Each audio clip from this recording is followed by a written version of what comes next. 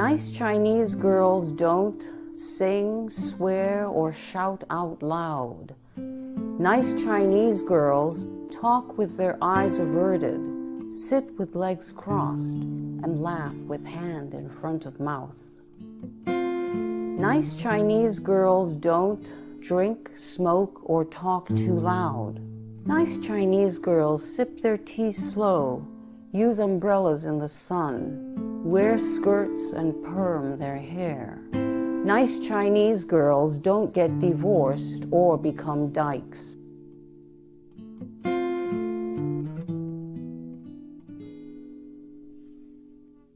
I was born a nice Chinese girl.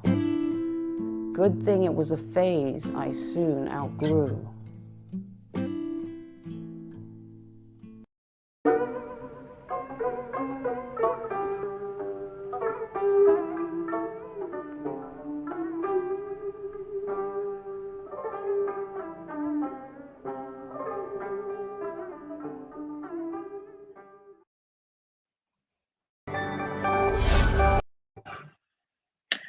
Hello and welcome to Lesbix Live. Today we are here for a live Q&A with Dr. Jennifer Abod, who's in Long Beach, California, and is the creator of Nice Chinese Girls Don't. So you've just seen the trailer. Thank you very much for watching that. We are here to ask questions. So if you would like to ask any questions during this Q&A, whatever platform you're on, YouTube, Twitter, or Facebook, you can do so in the chat. We will be keeping an eye on that and bringing up anything relevant. So without further ado, I'd like to introduce Dr. Jennifer Abod. Hello and welcome. Hi. Hello. Sunny Long Beach, California. Yes, and it's lunchtime in California, so lovely. It's very dark in the UK here. It's 8 p.m. at night, so a bit darker and a bit colder. But thank you so much for joining us today. We've been doing a few of these events, and it's just nice to have something to concentrate on during lockdowns, during pandemic, and to really kind of flag some, of what's being made, what's available to watch, what's coming to light, because obviously there's a lot of talk, I guess, around how cinemas aren't necessarily open, production stopped, but obviously films are still coming through, old films still exist. So it's really a great opportunity to kind of go back over films that you haven't seen before or that have just come off the festival circuit. So thank you so much for joining us for your film. So Nice Chinese Girls Don't introduces Kitty, how do I pronounce the surname? Is it like it was swaying? So Kitty Sway with a little bit of a TS at the beginning. Kitty Sway, like that. Kitty Sway, a multi-hyphenate poet, writer, activist, artist, and bodybuilder. So quite impressive. Now, she wrote the first book about a Chinese American lesbian. So what I'd like to go straight into the kind of information of why did you choose this topic and how did this come about? Tell us a little bit on the background. Okay. Well, I met Kitty Sway at a conference called Old Lesbians Organizing for Change, which has been around for many years, based on a book that Barbara McDonald and Cynthia Rich wrote, which was the first book to talk about the relationship between ageism and sexism. And out of that book and other people who were talking about that topic, that organization formed. Olak, and you had to be 60 years old in order to go to the conference. This is the little gift that you get when you reach the 6th decade. Kitty's younger than I am. I'm in my 70s. Kitty's in her 60s. We met about, I guess, 5 or 6 years ago because we were both at the conference and discovered that we were only living 4 blocks away from each other. So 2 lesbians living 4 blocks away from each other, immediately like, where do you know, right? And so when we got together, and she's a poet, right? I didn't know anything about her really. I'm a filmmaker and I love poetry, and we met and we became friends, and she's also an archivist, and she has this extensive archive of photographs, and we began to know each other as poets, and as a filmmaker, I began to kind of look at the photos. And she was invited by Olak about 2 years after we met 3 years after we met, to be a presenter at the conference. She was unable to go because at that time, Trump was, inspecting people from China who had green cards, and she was afraid to travel. So I said, I asked Olak to give me a little bit of money, not much. It was a really low budget film. I mean, it cost about $500 that they gave me to create a video to bring, because I could travel, to bring with me to the conference. And then I played the video at the conference, and there was a standing ovation, and people wanted to see it again. And I said, well, this was specifically made for the conference, but if you want me to make a short, then donate money to me to make the project so I can create a short out of the documentary, because it was made specifically for them. And that's how it came about.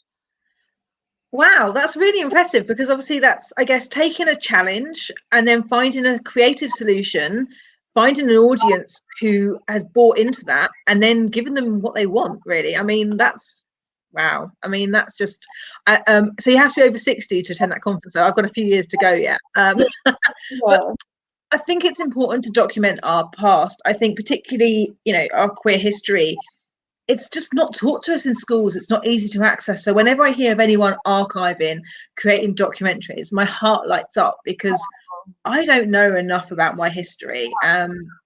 It's invisible.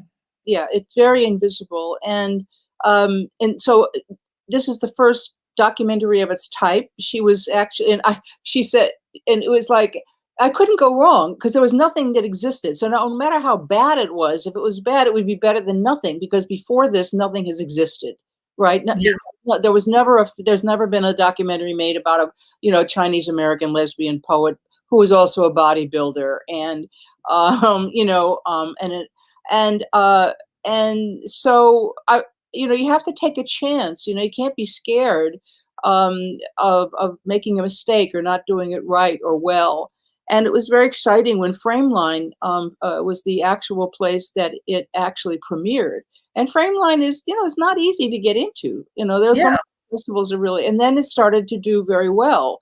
And Kitty's Please too, because it's part of her legacy. When we're both gone, there'll be this document that can be seen, and the fact that it's a short, which is, I pack a lot in it, in that short thing, and so we're both proud of it. And I'm just hoping that it helps to let people know about her. And I think that the feminist movement in China and among Asian women, I think is beginning to really take off, and burgeon. And I want this film to be able to just be part of the package to inspire women across generations and, across cultures. Yeah. And, during Chinese New Year's, comes up, and there's not that many lesbian and feminist films that come up that are played during Chinese New Year, if any, So it's a start. Yeah. Well, everything has to start somewhere, doesn't it? There's always nothing till we start something, and then it kind of continues from there. So that's really good. We've already got our first question. Yay. Did you take any cinematic inspiration from other work? I found this personally reminded me of the work of Spike Lee, and wondered if he was an influence. No, he was not an influence in any way. But I had made two previous films. One called The Edge of Each Other's Battles, The Vision of Audre Lorde, and three, and The Passionate Pursuits of Angela Bowen, and Look Us in the Eye, The Old Woman's Project, which you can find on my website. So I always liked doing profiles. As a matter of fact, I called my company Profile Production, and that I established in the early 80s. I did that painting of Angela back there. So That's a painting. I thought it was a photograph. Yep, I did, and I haven't painted anything since. It captured her perfectly, and I just said, okay, that's it. I don't need to do any more. I don't know. It's really crazy, but so and I was a radio broadcaster, and I love doing profiles of people, and I did a radio profile of Audre Lorde. So I've always liked doing profiles, and I don't think that there's been any particular inspiration except for feminist, the movement, which allowed me to just be and do as I wanted. I mean, I'm self-taught, you know, I'm 74. So I started learning video when they started training people in cable stations for free. You Oh, know, wow. yeah. So I was an activist, as well as a broadcaster. So I really, I was inspired because there was an absence of, there was a lack of. So whatever the fuck I was, excuse me, doing, it was better than nothing, you know. So there Yeah. wasn't really anything that inspired me. I mean, I looked at PBS. I think I liked, you know, I watched the beauty of some of the, I can't even remember which documentaries, you know, Barbara Koppel, I think maybe might have been more of an influence than Spike Lee. Spike Lee was very cinematic. And I had very little ability to do cinematic stuff because I had crappy cameras and, you know, not a very good equipment. So it was more of a do-it-yourself kind of stuff, like a Barbara Koppel or something like that was probably more influential. That said, yes, pick up the camera and film what it is that you're seeing. You know, and Audre Lorde always said, you know, you're going to be in rooms I'm never going to be in, right? Which says, you know, how many people are going to know Kitty Sway, who's 4 blocks away, right? So it was more like that. You just feel like you want to do something. You want to contribute a little pebble of sand to the movement that was changing everybody's life, including your own. Wow. Ping says you should be you should be proud. Well done. Yay. So, and then follows up with how many people were on the crew?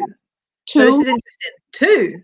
me, Wow. the camera person, and then I hired an editor. So that was it. And was it similar for your other documentaries as well? Is that kind of your standard format, or have you had other? Well, the other that documentary was the shortest documentary I ever made, because remember, I made it for a very particular purpose. So I wrote the script for Kitty because she's got a really bad memory, and we only had about like about a month to get the whole thing done. And we were under a time pressure when this happened. So I had to really be focused, and we had a very tight budget. I mean, I paid the camera person and that was it. Yeah. So I had to be inventive because she lived in a 2-room apartment. Wow. How do you get variation? So I had her change T-shirts for each poem. And I love that. And I think that, yeah, because I'm just like, oh, it's a new T-shirt. What's the message this time? And you know, yeah. We're women, right? We have to do what we got. Okay, you don't have a strainer, you use something, you know, a tennis racket. I mean, you know, it's just like, yeah. So that's really pretty much, you know, a do-it-yourself kind of thing. Now, I don't know if you could do that now, but maybe, you know, with cell phones and stuff like that, I think it's just not to be afraid and let your imagination go, and record the things that you think that will be important historically. You don't really know. I mean, my film that I did on Audre Lorde, which was a film that we recorded a conference that she was at in 1990. Okay. It's now being played. I mean, this month during Black History Month, it's being played in London. It's being played in Atlanta, Georgia. It's going to be played, you know, it's playing all over the place. So Wow. you know that you're onto something. You believe what it is that they're saying.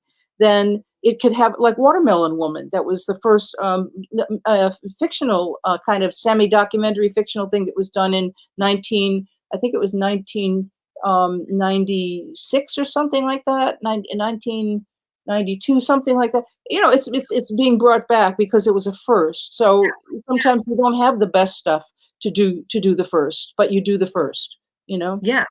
And I think you kind of then create an audience, and then that helps more happen. But there's something special about starting a movement and showcasing people that get underlooked. And I feel like right now as well, there is this real feeling of like invisibility in our community. And so it's nice to show that you can do something about it. Pick up your phone, you know, document what's happening, document the people in your life that you think are doing important things. And then that's your record. Yeah, I mean, there's a lot of models of creativity out there. I mean, so much, it's overwhelming, really. I mean, the level of creativity that you're seeing in terms of visual stuff is just, you know, it's full of youth and energy. So there's a lot of models to look at, to figure out what you might want to do.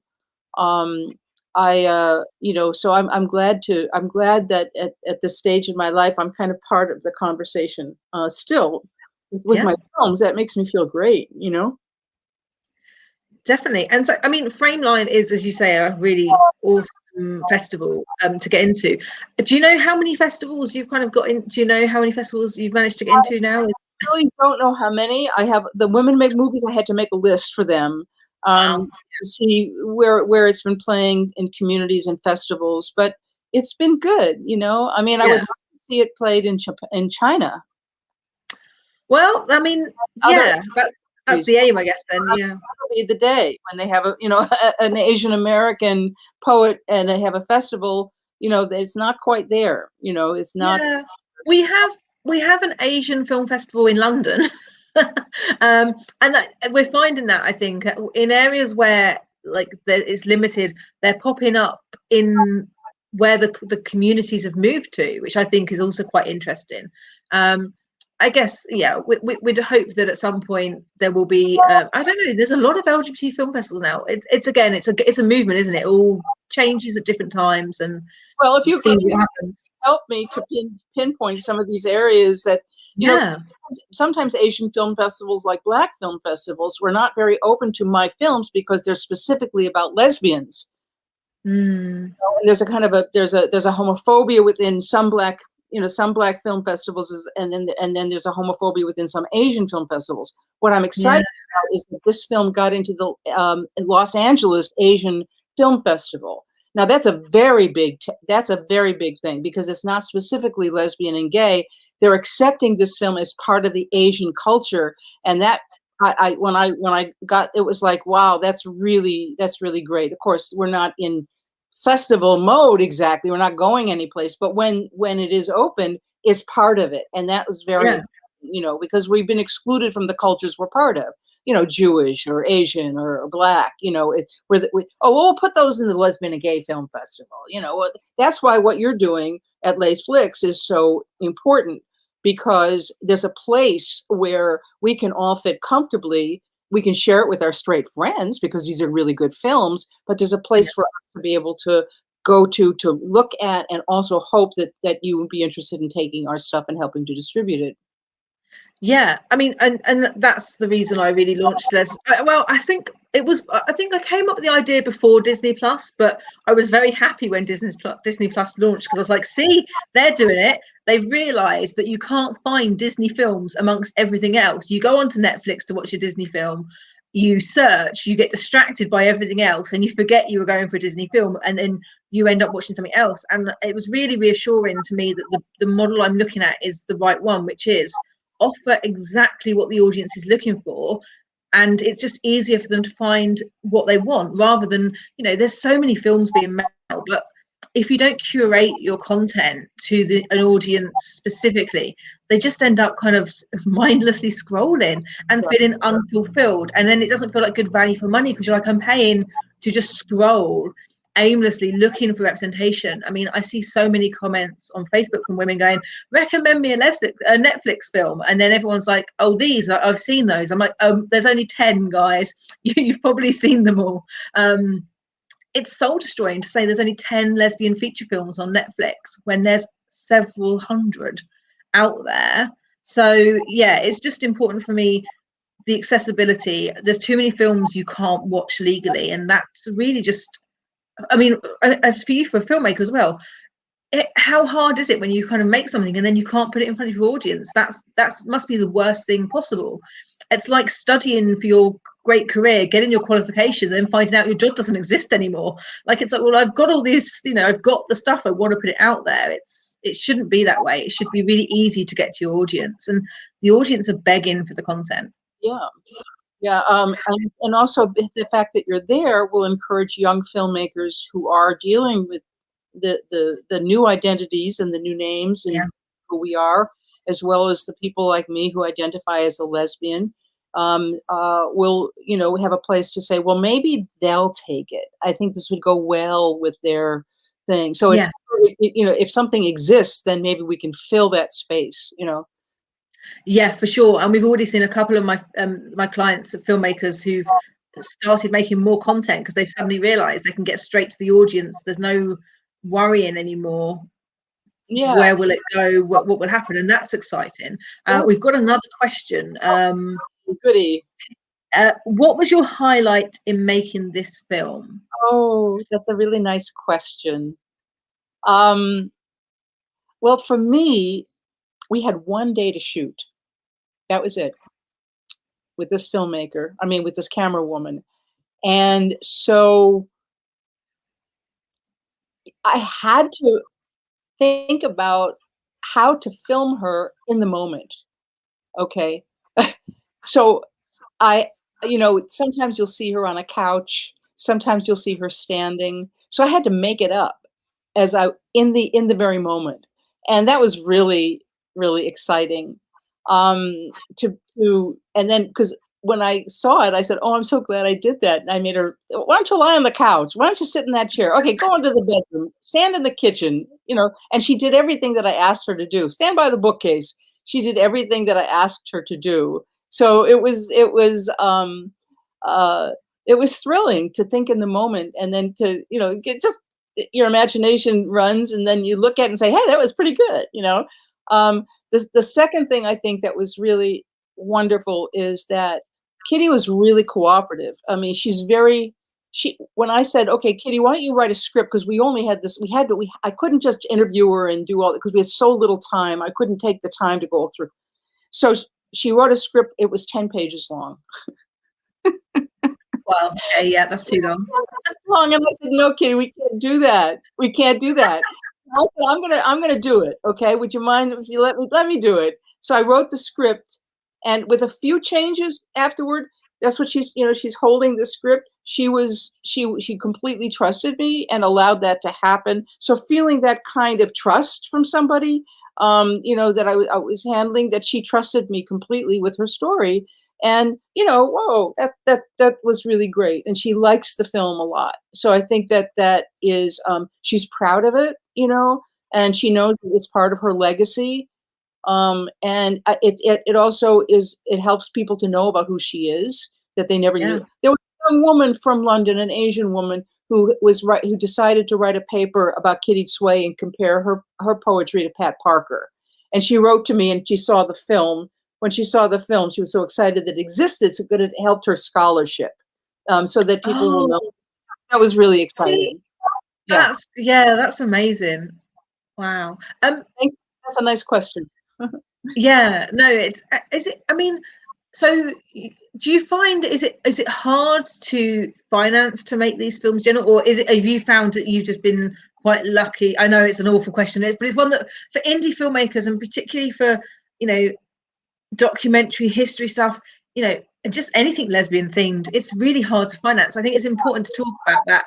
How have you found it? Because yes, I mean, for me, it really was, speaking to the choir, pitching money, raising funds to my choir. I had to identify the audience who would know why this would be important, and I had to do fundraising. And Olak, the women in Olak, like I said, they after they saw the film, there were two women who had money who offered me to give me money before I left the conference, and that helped me to launch the project. But it took another year before I raised enough money to actually, be able to pay an editor. That I had to work with the material, because I had to. I can work on Final Cut and put things in order, but I don't have the skills to make it look as good as it did. So I could re-edit it and put it together. That was my. I didn't. She wasn't the person to create the storyline, but she had the skills to make it technically look good. I did not have it, and work with an editor. So it had to be very low budget, because it wasn't exactly like a lot of grants that are out there, for Asian American lesbian poets. There's just not. So it's, but there's money out there for different kinds of things, but you have to find your audience and not be afraid to pitch it to the audience that you think will find this particular thing valuable. And you have to be patient. You have to say, okay, this fundraising might take a year, and I may have to do some work without a lot of money, but I'm going to keep going. I mean, you really have to, it's really like, it's like that. Although there's a lot of information out there now about how to raise funds, and there's resources for different, different, how to do it, like Women Make Movies. They have webinars on things like that. There's more information out there now than ever before, but it's still a scratchy process. And I think shorts are definitely easier to fund than features. I mean, like, we've just had the BFI Flair programme announcement tonight for the LGBT Film Festival in London, and Rebel Dykes is a documentary that's screening this year. It's been such a journey for them to get that film made. Financing a documentary, and it's a feature, but still, you're like, this shouldn't be that difficult. And I noticed at the beginning of the lockdown in the UK, there was another crowdfunding for another lesbian history documentary that I think it just came right at the beginning of lockdown, so it got canned, and I'm hoping it will come back. But it is slightly frustrating that we always have to crowdfund and ask within the community before it's made to get the money to make it, and then potentially ask that same community to then pay to watch it. But that is the world we're in right now, that the people with the money don't believe there's an audience and don't think the stories are worth financing. And that's really frustrating, because this history is as valuable as anyone's history, and visibility is key. I also think too that I'm not sure how many lesbians and feminists really value the arts, and see it as a necessary contribution, to the culture, who do have money. I don't necessarily, see a lot of the actresses and big producers, dumping a lot of money into places like Estrella or some other organizations that fund lesbian stuff. There's a lot of lesbians who are out there in the world of Hollywood and all of that. And I wonder, where are they in terms of helping, to fund people like us out there, independents, who've been doing this work for 20, 30, 40 years. And we were here before them. What is our obligation to each other in terms of what we can see as a community broadly different in our economic abilities to fund things, what we, even, when the elections were going and they started asking people for $5 and $10, I was putting out $5 and $10. I can't afford all that. But every penny counts. But what do we do for ourselves and for each other? It's a question, I think, a conversation that we have to have, anyhow. Yeah. And I think, so funny enough, Molly has said, I found even though I'm not part of the Asian community, I could still relate to aspects. That's something people forget. Even if you look at a film or TV series, etc., and don't think you'll be able to resonate with the piece, it'll at least make you think, or you could find something within it that does. This is a really valuable point, because I think when you look at these crowdfunders and these documentaries and these films being made, there is that risk of saying, oh, I don't think I'm really going to enjoy that. And it is a concept at that point. It's not a production. It's still in the kind of, being made stage. And I mean, I don't know my lesbian history in the UK, in Europe, in America, in Australia, all around the world. So how do I know if I'm not going to resonate with it? And so I think we have to be a little bit more open-minded about maybe thinking about broader content. Because there's so much out there to learn, and we'll never get taught it if we can't help bring it to life. And as you say, that documentation before people pass away and those stories are gone forever, this is really one of the few ways. We have archives as well, but I find like archives aren't really accessible to younger generations. I mean, even for myself, I'm like, where are the archives? What do you do with them? And that's really sad in itself. And the generation after me, they're digital, they're film based, they want visual. So film is really powerful to be able to kind of translate and bring it to life as well.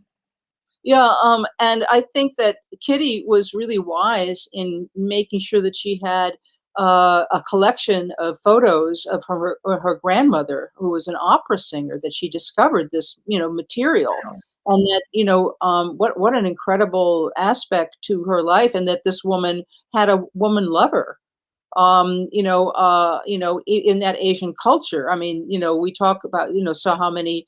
How it was with women, Asian women, where they were concubines and they were men who had many wives and all of that, and how do you get out of that particular thing, and that was, when it was great when her grandmother asks, basically she said, what are you going to do when you're old, because she in terms of being lesbian. Well, that's a really good question. It's still a good question. But yeah, I mean, I've always done films, and all projects have always been, I've chosen them to stretch myself, Mm. to stretch my issues about, my lack of understanding, my lack of history in terms of race, in terms of class, in terms, of, there's just so, immigrant status, disability, age, there's, fact phobias, I mean, there's so much differences that we are so comparative and competitive in the American culture anyway, and individualistic. And how do you examine all those differences, especially for women, especially for lesbians, that are poisons that, remain in us, that affect our own images of ourselves and each other. And I've always been interested in trying to examine those things within myself. And so that's why, doing the work that I've done, about Audre Lorde and Dr. Angela Bowen and the Old Women's Project and Kitty Sway, that has just, enriched me.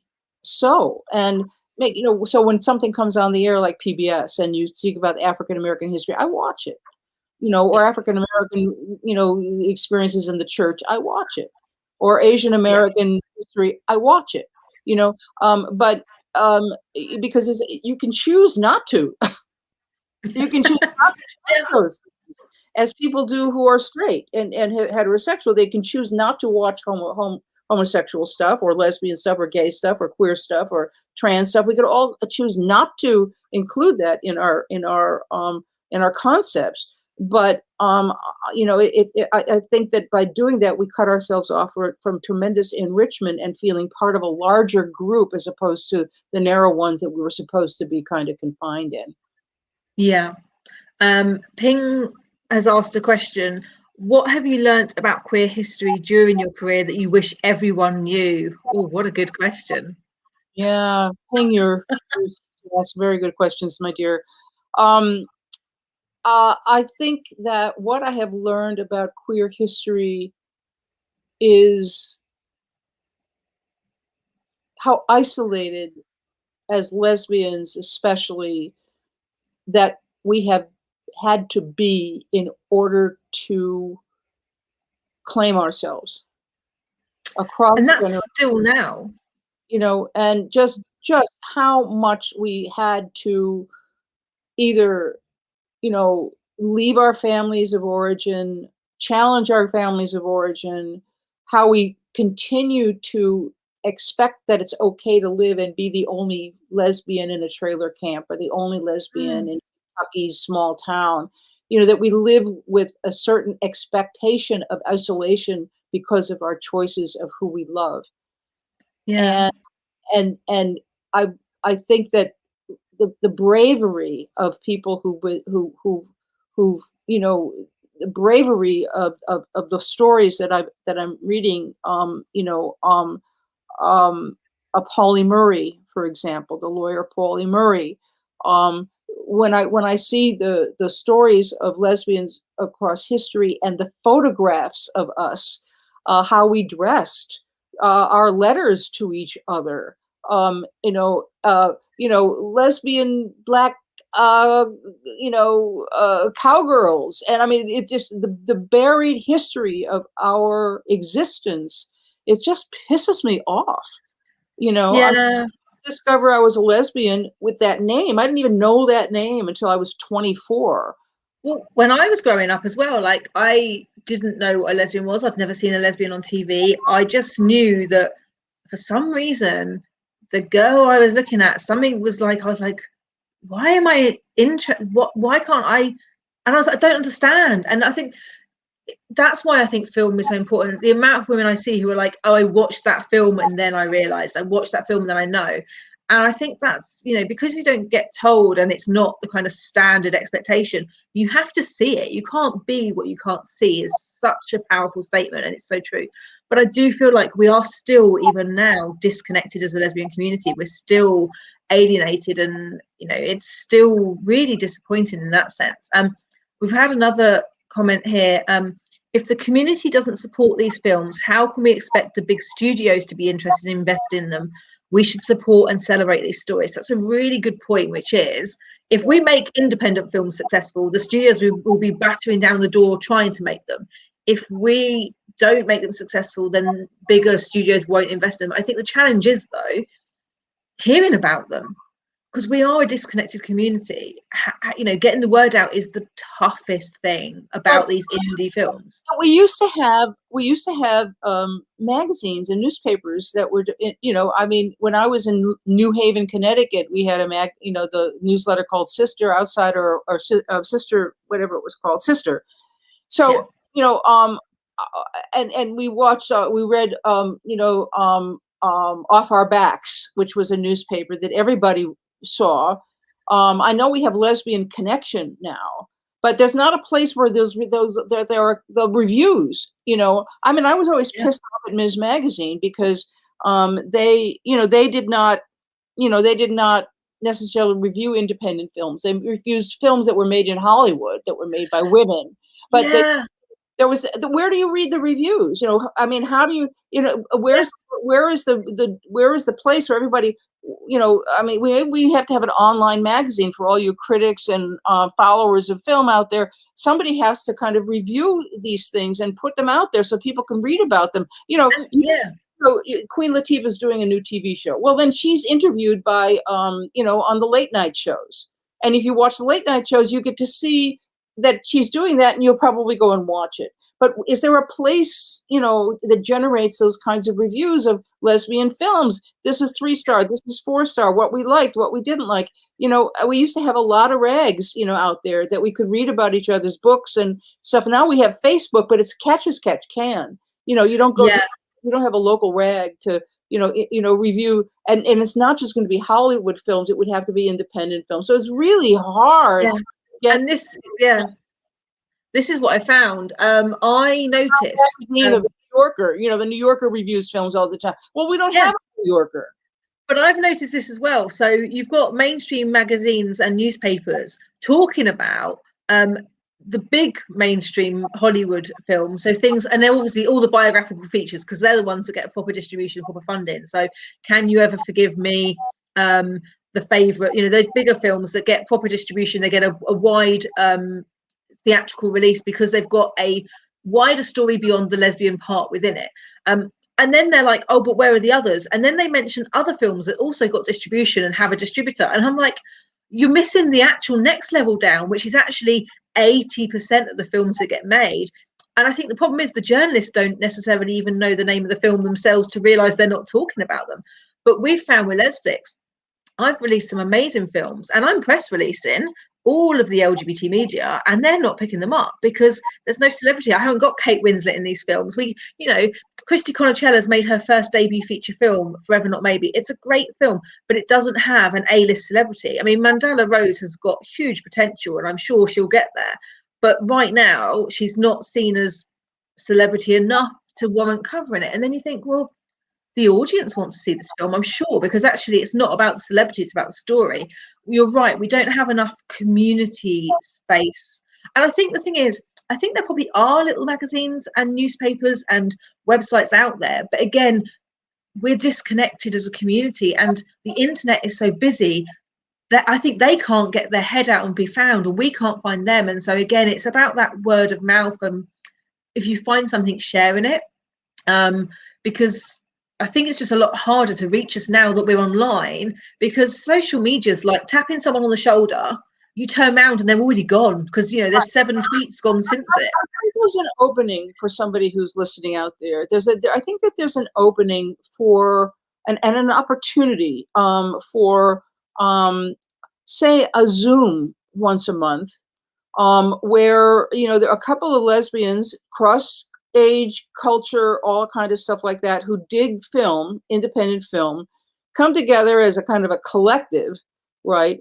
And they review, like each of them review 3 films, and it's on every month, and you talk about those 3 films every month, and then in the chat you list where those things are available and how you can get them. I mean, because there's a vacuum, that means there needs to be people who are willing to jump in like you did and create Layflix. But it would be nice to have in conjunction, if there was a group of people, and it could be international, because Yeah. the fact is that we could have 4 or 5 filmmakers or writers or cinematic critics or professors of cinema or film, who are lesbian, or queer, or even whatever we feel in that particular thing, and come together once a month, and everybody gets sent the film and then try to get that conversation, and then maybe people would watch it because it'd be the only thing like it. So I think we have to use this time as an opportunity to create our own space. For example, when I was a talk show host, I was a radio talk show host for a number of years, commercial radio talk show host. I was a feminist. I was out as a Jew, but I was not out as a lesbian, which is part of the reason why I left that world, because I could not be myself. And that was that was in the 1980s. I think that we have to recognize the void and figure out ways to jump in to fill it. And this Zoom is a tremendous opportunity for lesbians to figure that out. Like I told you before we did this, I had a Zoom on poetry by lesbian widows. Well, that was the first time that we pulled that together. There were 100 people there, and there were 5 poets, and I picked out I produced the whole thing. How we were going to do it. It was beautifully done. It was great, and I brought people together from all over the country and the world. So there's an opportunity here for community-based as well as communication, and for people who can imagine this community as being important to create something new to bring us all together. Yeah, I mean, I'm all for it, because at the moment we're having to review the films we're releasing, which is crazy. But I'm like, if we don't review them, no one else does. If anybody does something like that, include me. I want to be one of those people to review 3 films at least a month. That would be, I would be doing that. I would. I'm going to find, pull in a couple of filmmakers and some people who are critics or professors, and have a roundtable discussion, once a month, international. I would love to be part of that. I don't want to start it. I could, but I don't want to. But I'd love to be part of it. I mean, I'm sure that's something we can facilitate. If anyone's watching and any filmmakers or journalists who like film, or any, I guess, professors, anyone in any connection to lesbian film, and actually audience as well, I think it'd be quite interesting actually to kind of maybe have someone from the audience, a filmmaker, and maybe a professor or someone, a historian, and actually have that real kind of mixed dialogue. So if anyone's interested, tag people below, get in touch with Lesflix. I think that's be something we could really, I'd love to do something like that. I think it's that interesting dialogue, isn't it? And it's having a conversation.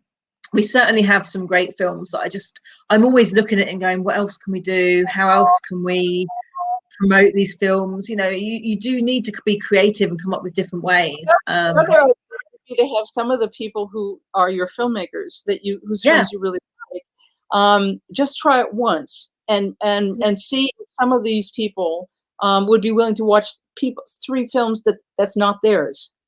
And then to come together and talk about them in terms of craft or story. And if you launch that, if Lesflix launched that, just once, maybe with 5 people audience, who knows?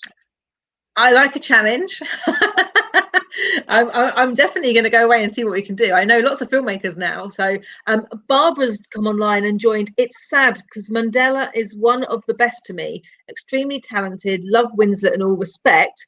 Just saying, there are talented ladies out there and they don't get the recognition they deserve. Yeah, I mean, that's the thing, isn't it? You have to support people at grassroots at the bottom for them to become famous and to get bigger. And so I think as a community, we should realize you support each other no matter where you are on your journey, because then when people go on that journey, they take you with them. That's a community, isn't it? It's where you lift each other up and support each other. She also says she loves Nice Chinese Girls Don't, by the way. So thank you. That's lovely. Yeah, no, I'm definitely, I think we can look into whether we can do a monthly Zoom, and I like that format as well. And I think, again, it's creating content that's engaging and a different way to look at things. I did look at maybe trying to do a lesbian goggle box. If you ever do that, because I've had a lot of experience in directing and producing radio, which is really what this is actually, except with teachers, I'd be happy to help. Okay. To offer support about how to make it happen. If somebody else pulled it together, I wouldn't mind working collaboratively with people to make it work. Yeah, I mean, I love to collaborate. That's how Lesflix has grown so quickly in what we're doing. I think we're stronger together. My motto with a lot of my volunteers at the moment is like, teamwork makes the dream work. And it's like, you know, it takes a lot of people to make a difference, to make that wave, to get word out. So yeah, no, definitely. Excellent. I'm excited. Do you know what? So many of these discussions we have online, we end up kind of brainstorming things we can do, and there's been so many connections made. I did a Q&A at Christmas with Christy, because she produced a Christmas film in 2 weeks because she wanted to do something for Christmas. And then we did a live. I know she didn't have any family because of lockdown, and she wasn't working, and so she thought she'd make a Christmas film, which is great. But we talked afterwards. We did a live Q&A on the Monday after Christmas, and Hilary Esquina watched it, and we talked about like making a film, maybe Valentine's or another holiday, and they got in touch and they made a film for Valentine's Day. So we've just released a Valentine's Day short, and it's just nice to see those connections happen, and those, you know, so what you talk about, you can manifest it, you can make it happen. It does take a bit of action, but people watch these things, they get involved in, it empowers people to realize that we all have a mobile phone. This has a camera. Yes, we all have. And I think that, I don't know how many people are watching my film or who are out there, but even if there are only 5 people that are out there right now, if everybody who's watching this or who watched The Nice Chinese Girls Don't sent 3 letters out to friends and saying, check out Layflix, check out Nice Chinese Girls, you know, this is a great interview, this is a great, because I can't do that. I cannot do that. And so, you know, the audience has as much responsibility to help to make it possible for more people to know about my films or the films that they love. And it wouldn't take very much, you know, to do that, or put it in their Facebook, or put it in their whatever means that they, you know, Instagram and any of those things that I don't use, you know. You know, that stuff. But I mean, for folks who are there, you can help Layflix, you can help people see my film. It's available now, you know, from Women It's available from here. We need you. We need audience. We need audiences, because that's the best. I mean, when we see reviews of a product, you know, and somebody says, well, that chair is really good, it gets 4 stars or 3 stars. I read those reviews before I buy something. I want to see what other people are saying. So everybody here is whatever you do, whatever we all do is important, you know? Yeah, and that's a very interesting point, actually, because I have the same thing. The audience is less receptive to me as Lesflix and Lesflix social media promoting stuff, because of course I'm going to say watch this because I'm the platform, Lesflix. And you as your filmmaker, people will go, well, it's your film, of course you're going to say it's good. It's interesting, the audience has so much power to recommend films, because they're basically Switzerland. They're completely, you know, it's a personal view, and your friends listen to you. You're unbiased in your love of something. So you're right. I mean, it frustrates me because I'm trying to promote really good films, but I do know that actually the Lesflix social media is only so influential because we're seen as a business promoting a business, and therefore we're going to say everything's great. And so you do need those extra voices. You're right. And I think I like to describe our community of film lovers a bit like the L Word chart. You know, we are basically connected by our love of film instead of Shane. So if every person connects to 4 other people with a film, and then that goes on and goes on, there are over 11 million women minimum, it's very hard to know exactly, worldwide, who don't identify as heterosexual, who are over 16. Where are they all? How do we connect? And also, I think that, you know, when in the early days of the women's movement, there were these newspapers, like I said, off our backs and stuff like that. Yeah. And so this is really new, you know, to have a community film group, you know, of lesbians. This is this is unheard of. It's never been done. So it's like, I think that people are like, how is this going to work? And is this really good for us? And, you know, I think that there's a tentativeness about it. So, and, you know, I don't get it. You know, it was like me, I don't get it, but I think this is a great idea. Whatever it is, I want it, you know, you have to, you know what I mean? Because it wasn't done. Yeah. Before. It isn't done before, but, yeah. So Emily's come on board. At the very least, something like an L Plus film review podcast could be a place to start. Plus, folks video stream what are otherwise just meant to be audio recordings all the time. So this is interesting because there are a few lesbian podcasts and a couple of LGBTQ film podcasts out there. But again, I think it's this lack of connectivity, this lack of awareness. So one thing we are working on behind the scenes at Lesflix at the moment is collating resources and trying to bring all these things to the forefront. We want to make it easier for filmmakers to find their crew and musicians, and for the audience to find films. And the other thing is the resources behind it as well, because I think there are podcasts out there, but again, they're one podcast in tens of thousands of podcasts trying to be heard. So I think when we find these things, it's definitely about sharing them. Like for me, Lesflix creates things where there's gaps and where there's things aren't working. If something already exists, we'd rather amplify what that is. So if there's any podcasts out there who are lesbian and particularly film, get in touch because we can promote it. Yeah, because you have a newsletter. You have a newsletter, right? Yeah, we have a newsletter and we tend to mix up what we put in there, and we're working a lot. At the moment, we're doing a lot of the data research, trying to find everything. And then we're going to start to put it out in kind of themed lists and resources, because, like, you just need to know these things exist and where to find them. And there's a lot of people doing lots of pieces, and we just need to bring them together. And maybe you have people that want to write reviews for your newsletter.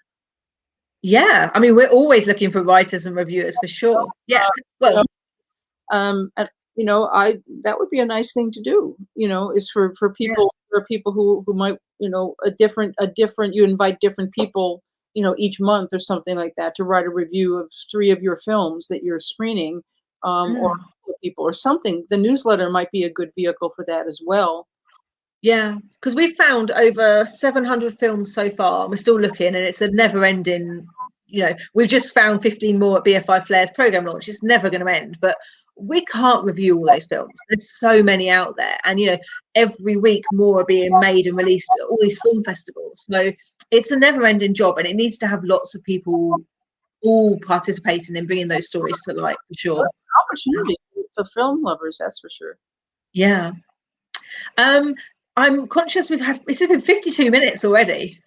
Can you believe it? So if anyone's got any last minute questions they want to ask, you've got a few minutes left to ask some questions.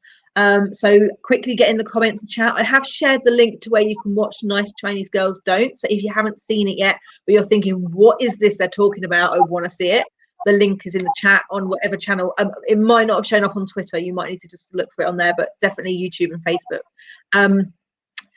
Thank you so much. Is there, do you have anything, is there anything you want to be making that you've not made yet? Like, have you got anything in the pipeline or something you're kind of dreaming and thinking, oh, if only I could make this?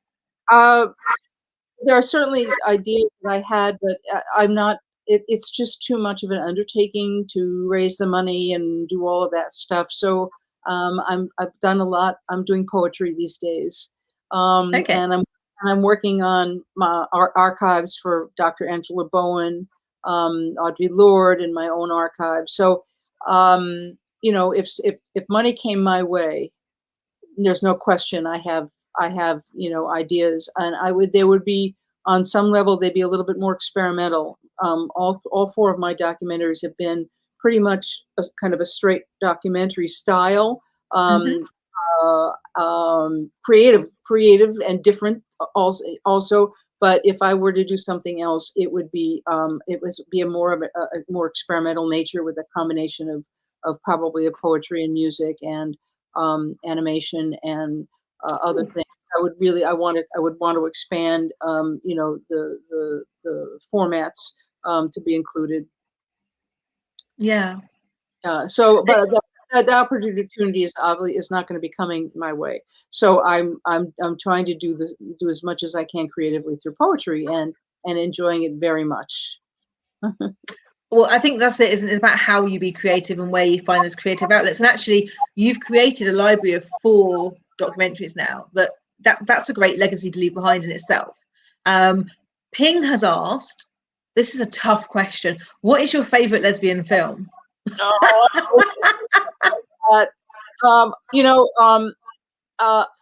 Of course, I just can't help Desert Hearts. Yeah.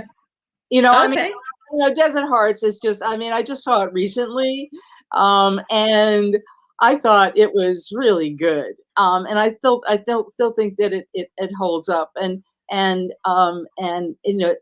just kind of love that one. I hope it doesn't get lost in the shuffle.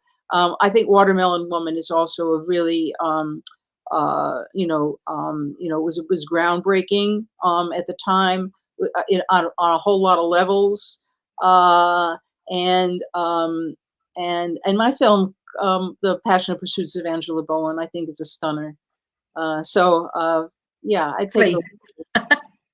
I think it's impossible to say one. Like, mine change all the time as well, and I think like trying to say what's your one favorite lesbian film is like trying to make a mother choose a child, and they've got more than one. I think it changes depending on your mood, on how that film's impacted you that day. There's new films coming through all the time. I mean, but no, there's some good selections in there, and there might be films that people haven't seen, because I find that older films are the ones that can be tougher to find sometimes. Funnily enough, I think I just received an email today to say Match and Uniform has just been re-released on DVD in the UK. It's been remastered and re-released with some additional footage. And that made me really happy, because, again, it's an older film that you have to wait for it to be shown as an archive screening in a film, segment within a cinema. And then you've got like one opportunity to see it. So to see it come back to DVD is really exciting. And there's definitely still a place for DVD. I'm going to put my website in the chat. Absolutely, yes. Then people can look up your other documentaries as well and find out a bit about yourself. Please do. 1 second, I'm going to put that into the public chat for you. There you go. It's gone out into the world on Twitter, Facebook, and YouTube. Lena agrees and says Desert Hearts is so good, with heart face emojis. So thank you so much for sharing so much. I feel like I really value when people that had a different life experience, lived through a different time, share those experiences, because, as I say, otherwise I'm walking around going, hey, yeah, great, I was born in the 80s, and now I live into 2021, and all I know is my lived experience, and that's not enough. And I want to know, more about, and I see things like It's a Sin, and it's not, my history is not there, so I'm always looking for kind of lesbian women and queer women who've got that information, and I'm like, tell me more. So thank you for joining us. Thanks for sharing so much. Thank you for making the content you make, because that's a permanent record. And thank you for allowing me to put it up on Lesflix, to allow more people to see it as well, because that's what we want to do, is we want to just make sure everyone can find things easily. Yeah, I'm thrilled to be part of this new adventure. I wish you so much luck. I wish that you have a lot of support, that some of the people who are out there now somehow write to you, let you know, figure out a way to help this thing get off the ground. When Women Make Movies began, I think it was 30 years ago, and I jumped on board there and now it's like, and I'm sure it's struggling now because of the Zoom all and everything else, but you have to believe in these new ventures. I believe in yours, and I hope to see it grow and become a resource and a safe place and a place of innovation and inspiration for you. So I'm proud to be part of Lesflix. Thank you. And I do have to give a shout out to the 40 volunteers behind the scenes right now. Right. 40 women, one guy, who all share my passion and aren't scared when I go, oh, I've got an idea. They don't go running, they go, let's do it. So, that's definitely helping us move forward. So it takes a lot of women who all care about the same thing to push it forward. And so, I do have to say thank you to every one of them for everything they do, because I couldn't do it on my own. Like, I've created a monster. But it's still a baby, and I do love the potential we've got. I think, I still feel like we've got untapped potential out there. So thank you for joining us. Thank you everyone who watched and who contributed with the comments and questions and feedback. This hour's just flown by. So I mean, I could literally talk for hours, but I know an hour is probably the max we should do. So we will wrap up.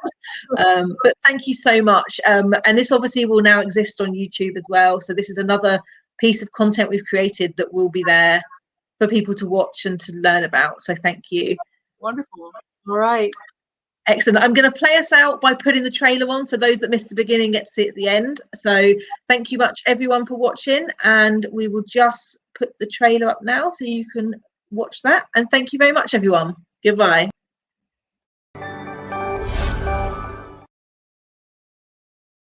Nice Chinese girls don't sing, swear, or shout out loud. Nice Chinese girls talk with their eyes averted, sit with legs crossed, and laugh with hand in front of mouth. Nice Chinese girls don't drink, smoke, or talk too loud. Nice Chinese girls sip their tea slow, use umbrellas in the sun, wear skirts and perm their hair. Nice Chinese girls don't get divorced or become dykes.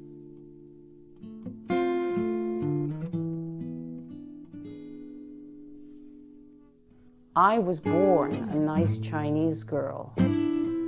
Good thing it was a phase I soon outgrew.